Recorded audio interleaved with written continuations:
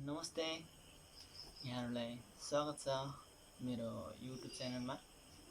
म आज धेरै दिनपछि एउटा नयाँ युट्युब भिडियो लिएर हजुरहरू सामु उपस्थित भइसकेको छु, जसमा चाहिँ म हजुरहरूलाई कम्प्युटरसँग रिलेटेड एउटा जानकारी दिनेछु, जुन चाहिँ म हजुरहरूलाई प्र्याक्टिकल्ली भिडियो सहित लिएर आउनेछु। जस्तै हाम्रो ल्यापटप अथवा कम्प्युटरमा हामी धेरै किसिमका प्रोग्रामहरू इन्स्टल गरेका हुन्छौँ। मानौँ म केही इक्जाम्पलहरू दिन्छु। एन्टिभाइरसहरू हुन्छ, एडोब रिडरहरू हुन्छ, कुनै जस्तै बुटेबल पेनड्राइभहरू बनाउने सफ्टवेयर छ भने जस्तै रिभ्युजहरू भयो। त्यसै गरी हामी निकै अरू कुनै गेमहरू खेल्छौँ भने धेरै गेमहरू इन्स्टल गरेका हुन्छौँ र कुनै बेला हजुरहरूलाई त्यो अनइन्स्टल गर्नुपर्यो भने कसरी गर्ने, कतिजनालाई थाहा हुँदैन, कतिजनालाई थाहा होला। जसलाई थाहा छ उहाँहरूलाई पनि यो अझ हेल्पफुल हुन्छ जस्तो लाग्छ। जस्तै मानौँ एउटा कम्प्युटर अथवा ल्यापटपमा एउटा कुनै एन्टिभाइरस इन्स्टल गरेको छ। जस्तै मार्केटमा अहिले धेरै किसिमको एन्टिभाइरस आइरहेछ, जस्तै K7, कास्पेस्काई, त्यसै गरी अझै धेरै नै छ, क्विकिलहरू छ, नेटगार्ड सिक्रेटहरू छ। जस्तै मानौँ एउटा ल्यापटपमा पहिला हजुरले कुनै क्विकिल या कुनै इन्स्टल गर्नुभएको छ, त्यसलाई अनइन्स्टल गरेर हजुरले नयाँ फेरि एन्टिभाइरस हाल्नु पऱ्यो भने त्यो कसरी गर्ने। जस्तै मानौँ म हजुरलाई जस्ट यसको बारेमा जानकारी दिन गइरहेको छु। जस्तै हाम्रो कम्प्युटरमा धेरै एप्सहरू भयो र हामीले युज गरिरहेको छैनौँ। धेरै एप्सहरू इन्स्टल गरेका छौँ तर सबै युज गर्दैनौँ र हामीलाई अब नचाहिने पनि छ भने त्यसैले कसरी हटाउने, कसरी अनइन्स्टल गर्न सकिन्छ, त्यसैको बारेमा म हजुरहरूलाई जानकारी दिन गइरहेको छु। आशा छ हजुरहरूले यो मन पर्ला भनेर। हजुरहरूले हेर्न सक्नुहुन्छ, यो चाहिँ मेरो ल्यापटपको स्क्रिन रहेको छ र एड प्रोग्राम एन्ड रिमुभ्स यो धेरै तरिकाहरू छन् गर्नको लागि, जसको लागि चाहिँ म दुईवटा तरिका हेराउँछु। फर्स्टमा हजुर यहाँ सर्चमा गएर यहाँ एड रिमुभ प्रोग्राम्स लेख्नुहोस्, अथवा एड मात्रै लेख्दा पनि अप्सनहरू आइहाल्छ। यस्तो आएपछि हजुरले ओपन गर्नुपर्ने हुन्छ। यहाँ माउसको चिन्ह जहाँ छ त्यहाँ पनि क्लिक गर्दा ओपन हुन्छ र यता ओपनको साइन जुन छ यसमा ओपन गर्दा नि ओपन हुन्छ। ओपन भइसकेपछि एउटा नयाँ पेज खुल्नेछ। जस्तै हेर्न सक्नुहुन्छ यहाँ खुल्ने क्रममा छ र खुलिसकेपछि यस्तो प्रकारको आउनेछ। यहाँ केही प्रोग्रामहरू हेर्न सक्नुहुन्छ, एडोब रिडर, एडोब फोटोसप। यहाँ हजुरको कम्प्युटरमा जे प्रोग्रामहरू इन्स्टल छ, प्रोग्राम अथवा एप्सहरू सबै यहाँ हजुरहरूले हेर्न सक्नुहुन्छ। कतिजनालाई यो कुरा थाहा नहोला, कतिजनालाई थाहा होला। जसलाई थाहा छैन उसको लागि चाहिँ धेरै नै जानकारीमूलक हो। जसलाई थाहा छ उहाँहरूलाई पनि मलाई आशा छ हेल्पफुल हुनेछ। र हेर्न सक्नुहुन्छ यो डेस्कटपको स्क्रिनमा के इन्स्टल छ भनेर। यो बाहेक अझै पनि इन्स्टल हुन्छ, जस्तै अफिसहरू, माइक्रोसफ्ट अफिस भयो, फोटोसपहरू भयो। त्यो त हजुरहरूले यहाँ डेस्कटपमा हेर्न सक्नुहुन्न, त्यसैले त्यसको लागि स्टार्टमा जानुहोस्। स्टार्टमा गइसकेपछि यहाँबाट पनि हेर्न सक्नुहुन्छ हजुरको कम्प्युटरमा कुन सफ्टवेयर, कुन प्रोग्राम इन्स्टल भएको छ भनेर, र त्यो सबै यहाँ हजुरहरूले हेर्न सक्नुहुन्छ। र यसको अनइन्स्टल गर्ने तरिका म हजुरहरूलाई अहिले हेराउनेछु। त्योभन्दा अगाडि म अर्को तरिका पनि हजुरहरूलाई हेराउनेछु।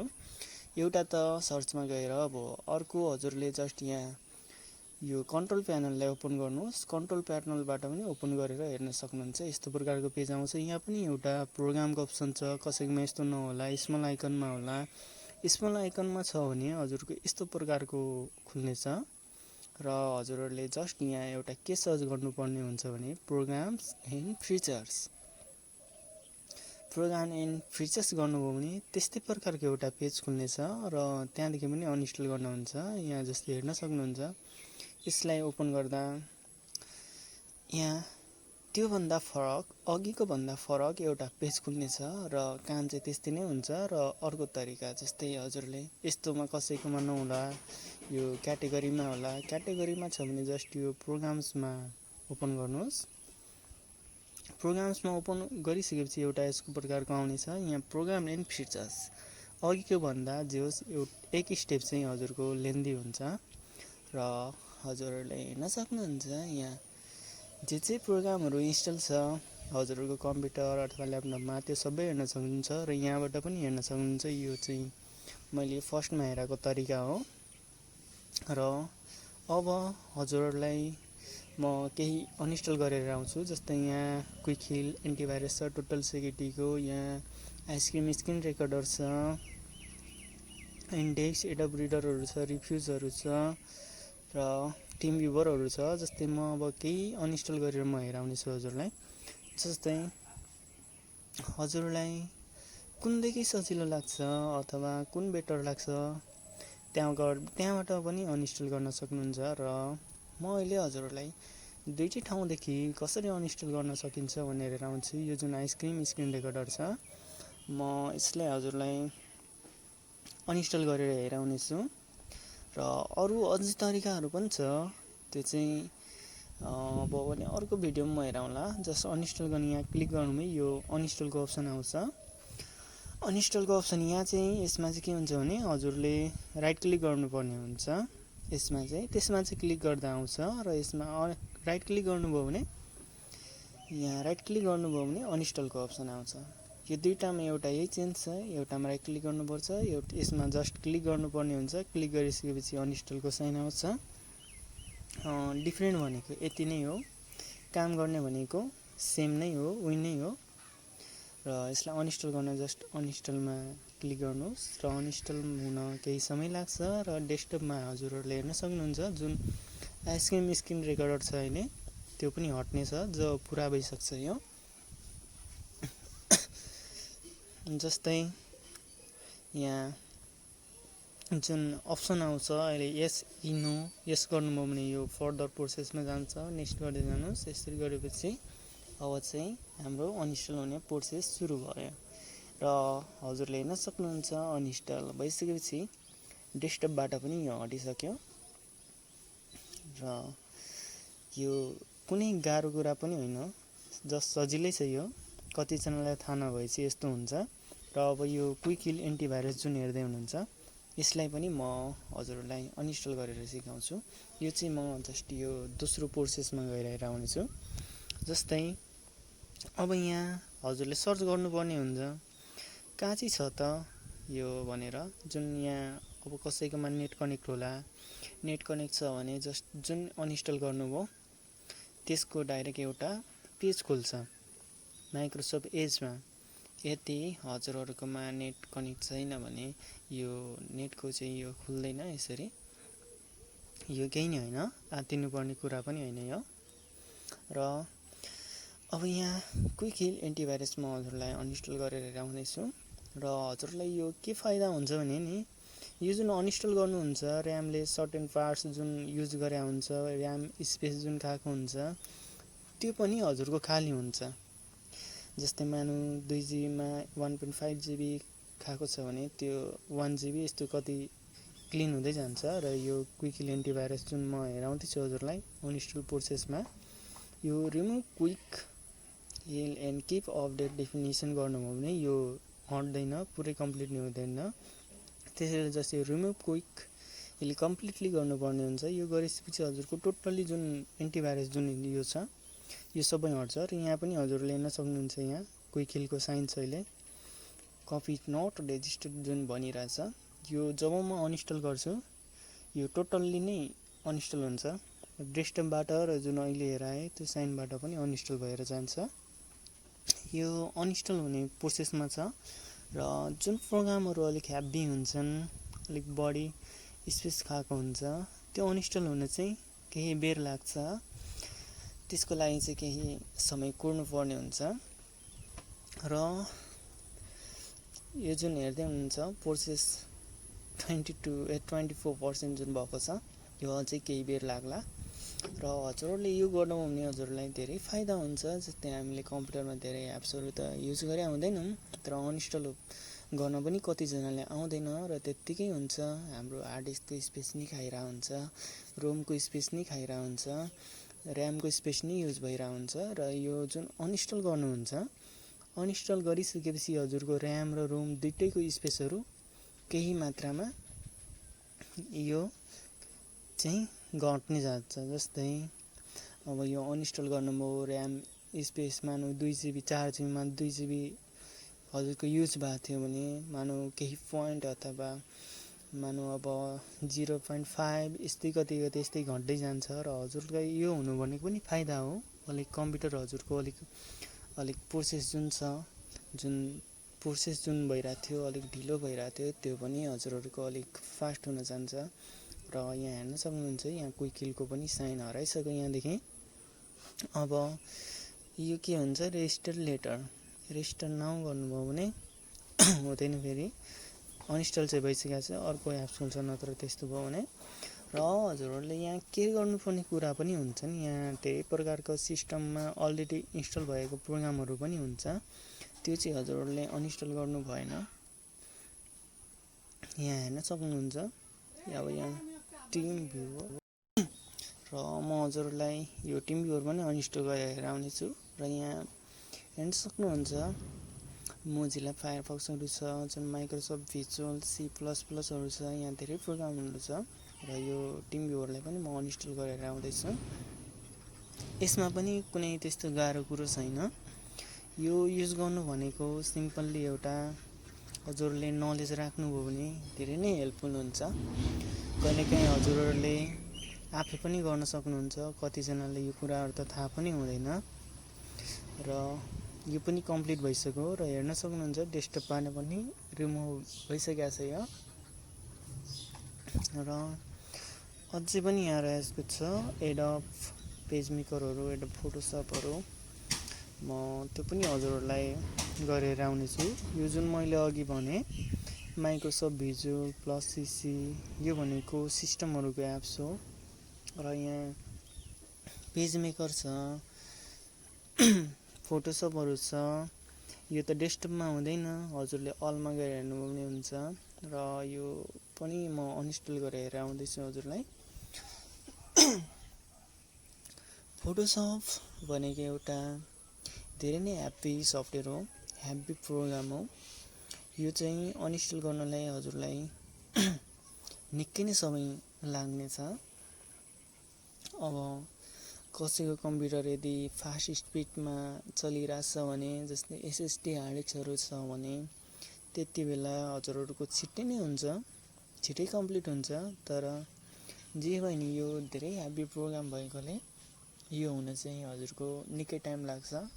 कतिजनाले यदि स्टार्टिङमा यो ट्राई गर्दै हुनुहुन्छ भने यस्तै खुलेर बस्यो भने ल्या के भयो भन्ने पनि हुन्छ, त्यस्तो आतिनु पर्दैन। र यहाँ हेर्न सक्नुहुन्छ अहिले यहाँ फोटोसप छँदैछ, म यसैलाई अनइन्स्टल गरेर आउँदैछु। यो हुनलाई चाहिँ निकै टाइम लिँदैछ, त्यतिन्जेल म अरू इन्फर्महरू दिँदै गर्छु हजुरलाई। यहाँ हेर्न सक्नुहुन्छ अब यो फर्दर प्रोसेसमा अब म यसलाई गर्दैछु। यो अब आशा छ यो अलिक छिटै होला भनेर। यसका धेरै फाइदाहरू छन् र धेरै मेथड्सहरू पनि रहेको छ। अब अर्को मेथड भनेको जस्तै अब माई कम्प्युटर ओपन गरेर त्यहाँबाट पनि छिर्न सक्नुहुन्छ। तर म हजुरहरूलाई जस्ट यहाँदेखि गर्दैछु, यहाँदेखि हेर आउँदैछु। अब बल्ल यसको अनइन्स्टल हुने प्रोसेस अगाडि बढ्दैछ, धैर्य धारण गरेर हेर्नु होला। म हजुरहरूलाई अझै एप्सहरू पनि यस्तो हटाएर हेराउनेछु। अब यहाँ हेर्न सक्नुहुन्छ अझै धेरै सफ्टवेयरहरू, प्रोग्राम्सहरू मेरो यो ल्यापटपमा अनइन्स्टल गर्न बाँकी छ, अथवा इन्स्टल गरेको छु मैले। अनइन्स्टल गर्न बाँकी भन्नाले किनभने म हजुरहरूलाई हेराउँदैछु, यसको बारेमा जानकारी दिँदैछु। हजुरलाई जुन अनइन्स्टल गर्न मन लाग्छ, जुन युज गर्नुभएको छैन अथवा युजै गर्नुहुन्न, त्यो बेकारमा राखेर पनि के गर्नुहुन्छ र। यहाँ हेर्न सक्नुहुन्छ एडोब पेज मेकर छ, यो म युज गरिरहेको छैन। अब जसलाई युज गर्नुहुन्छ यो उहाँहरूको लागि त यो एकदम नै युजफुल एप्स हो। तर जस्ट म यो युज पनि गर्दिनँ, मलाई त्यस्तो युज पनि काम पनि परिरहेको छैन। त्यसले गर्दा चाहिँ म यसलाई अनइन्स्टल गर्दैछु र हजुरहरूलाई यसै मार्फत हजुरहरूलाई केही जानकारी दिँदैछु। यो एउटा जानकारीमूलक भिडियो हजुरहरूको सामु पेश गर्दैछु। आशा छ हजुरहरूले यो हेरिसकेपछि केही कुरा जान्नुहुन्छ, केही नलेजहरू पाउनुहुन्छ भनेर। जस्तै कतिजनाले यही कुराहरू थाहा हुँदैन र सर्भिस सेन्टर अथवा कुनै कम्प्युटरहरू बनाउने ठाउँमा लग्यो भने उहाँहरूले यसको लागि हजुरलाई थाहा नभएपछि त उहाँहरूले पैसा लिइ नै हाल्छ। हजुरले बेकारमा त्यहाँ लगेर पैसा तिर्नुभन्दा त हजुरले यो आफै पनि गर्न सक्ने कुरा हो। जस्ट केही टाइमहरू दिनुहोस्। जसले कसैलाई थाहा छैन भने युट्युबमा सर्च गर्नुहोस्, त्यहाँ पनि धेरै नलेजहरू पाउनुहुन्छ, त्यहाँबाट पनि सिकेर गर्न सक्नुहुन्छ। अचेल त हरेक किसिमका नलेजका भिडियोहरू युट्युबमा त्यत्तिकै नै पाइहाल्नुहुन्छ।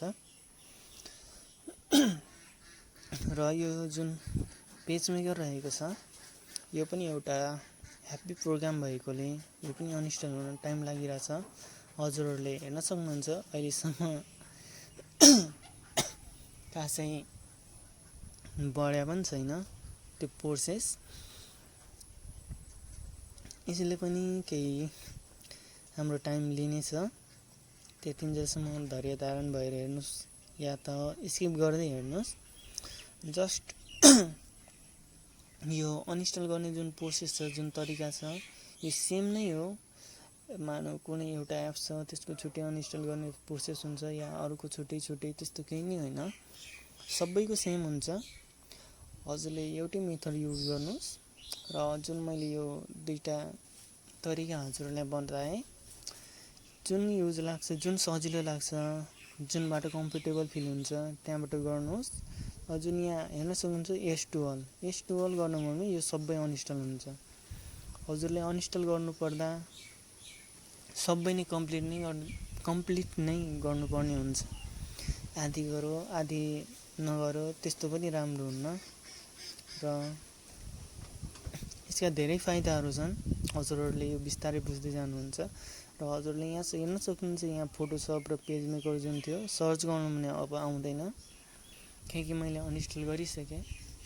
अनइन्स्टल गरिसकेको प्रोग्रामहरू हजुरको टोटल्ली नै भइसक्छ र हजुरहरूलाई सायद आज यतिले पुग्छ होला। मैले भन्न खोजेको कुरा, हजुरहरूलाई सिकाउन खोजेको कुरा, जानकारी दिन खोजेको कुरा यति नै थियो। मलाई आशा छ हजुरहरूलाई सजिलो होला भनेर र फेरि म रिभाइभ गर्दैछु। यो फर्स्ट तरिका जुन थियो सर्चमा गएर एड रिमुभ जुन थियो एड अर रिमुभ प्रोग्राम्स, त्यहाँ सर्च गरेर हेर्न सक्नुहुन्छ र यो कन्ट्रोल प्यानलबाट पनि गएर हेर्न सक्नुहुन्छ। म हजुरहरूलाई फेरि रिभ्यू गराउँदैछु कसरी म यो प्रोसेस अगाडि बढेँ, कसरी म यो खोलेँ भनेर।